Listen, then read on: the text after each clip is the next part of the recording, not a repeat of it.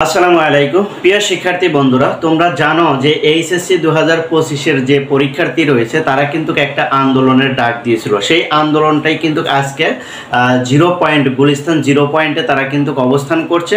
সেখান থেকে শেষ খবর পাওয়া পর্যন্ত আমি যতটুকু জানতে পারলাম যে তারা আন্দোলন ঘোষণা করেছিল 11টার দিকে উপস্থিত থাকার কথা, কিন্তু হালকা পাতলা কিছু লোকজন সেখানে উপস্থিত ছিল, তারপরে কিন্তু আর তেমন কেউ কিন্তু সেখানে উপস্থিত নেই। তবে একজন তার জাস্টিস ফর একটা পেজ থেকে আমি যেটা দেখলাম, ওই পেজে যেটা দেখলাম সেখানে সে বলছে, নিজের পরিচয় দিচ্ছে এবং সে ঢাকা বোর্ডের একজন শিক্ষার্থী। সেই আন্দোলনের ব্যাপারে সে কিছু ইনফরমেশন দিচ্ছিল, সেটা হলো এই যে তাদের ইচ্ছা যে সচিবালয়ের সামনে তারা কি করে অবস্থান করবে। সেই সাথে সে বারবার কিন্তু তার শিক্ষার্থীদেরকে আহ্বান করছিল সেখানে আসার জন্য, অর্থাৎ গুলিস্তান জিরো পয়েন্টে আসার জন্য বারবার সে শিক্ষার্থীদেরকে আহ্বান করছিল। তারপরে কি পরীক্ষার্থীরা সকাল 11টার দিকে সেখানে জড়ো হওয়ার কথা, কিছু জড়ো হয়েছে, সবাই কিন্তু জড়ো হয়নি। কারণ এই আন্দোলন যে সবাই যে পছন্দ করে বা এই আন্দোলনের সাথে সবাই যে একত্রতা প্রকাশ করছে, এটা থেকে কিন্তু বোঝা যায় যে তারা কিন্তু সবাই একত্রতা প্রকাশ করে নাই। এটা কিন্তু একদম পরিষ্কার যে সবাই কিন্তু এই ডাকে কিন্তু সাড়া দিচ্ছে না।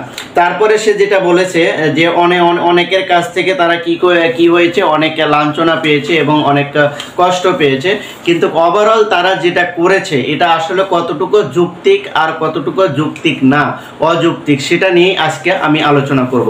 দেখেন 2025-এ যারা পরীক্ষার্থী তাদের কিন্তু পরীক্ষা কিন্তু অলরেডি কিন্তু 26 তারিখে ডেট হয়ে গেছে, আর মাত্র হাতে আছে কয়েকটা দিন। এই কয়েকটা দিনের ভিতরে তাদের উচিত ছিল পড়ার টেবিলে থাকা, কিন্তু তারা এখন পড়ার টেবিলে না থেকে তারা এখন আন্দোলনে নামছে পরীক্ষা পিছনে দেওয়ার জন্য।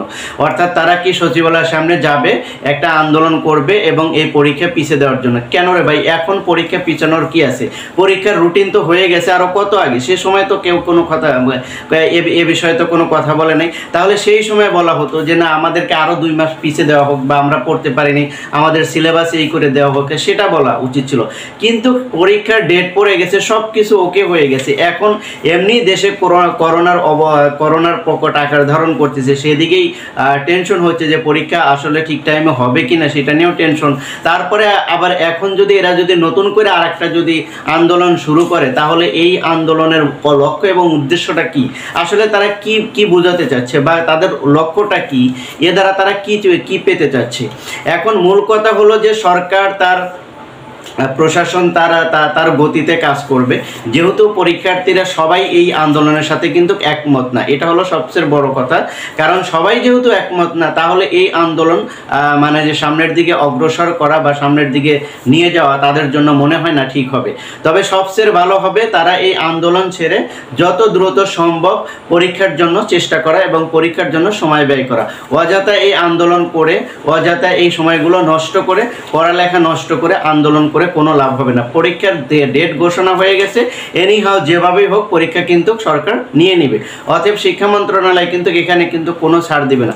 তাই যারা এই বিষয়ে এখনো বোঝো নাই, অযথা সময় নষ্ট না করে তোমরা খুব দ্রুত বাসায় ফিরে যাও। তাড়াতাড়ি তোমরা কি করো, তোমাদের পড়ালেখাটা শুরু করে দাও। যে কয়দিন হাতে আছে এই কয়দিনে তোমরা যা পারো সেই প্রিপারেশন নিয়ে পরীক্ষাটা দাও, ঠিক আছে? এই আন্দোলন আর এই সময়গুলো নষ্ট করে অযথা পরীক্ষার রেজাল্টটা খারাপ করো না, এতে তোমাদেরই ভবিষ্যতে কি হবে, সমস্যা হবে। এগুলো নিয়ে তোমাদের আর টেনশন করা দরকার নেই। পরীক্ষা যে সময় ডেট হয়েছে ইনশাল্লাহ সেই সময় পরীক্ষা কিন্তু হয়ে যাবে। যারা এখন সময়গুলো নষ্ট করছো তারা কিন্তু ঠিকই বুঝতে পারবে পরে, যখন 26 তারিখে পরীক্ষাটা শুরু হবে। তো এই আন্দোলনের ব্যাপারে এতটুকুই নিউজ ছিল। দেখা যাক তারপরে কি আমরা সবসময় খোঁজ খবর রাখছি। যদি নতুন কোনো আপডেট যদি পাই তাহলে সাথে সাথে আপনাদের সাথে শেয়ার করব। Thank you so much. আল্লাহ হাফিজ।